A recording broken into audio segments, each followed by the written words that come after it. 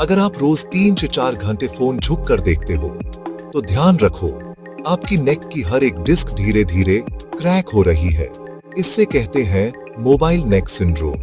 जब हम phone use करते वक्त हेड फॉरवर्ड झुकाते हैं, तो हमारी सर्विकल स्पाइन पर 25-30 किलो तक एक्स्ट्रा प्रेशर पड़ता है। नतीजा, लगातार गर्दन दर्द, कंधे की जकड़न, सिर दर्द और कभी-कभी नर्व कंप्रेशन। सबसे बुरी बात, ज्यादा केसेस 88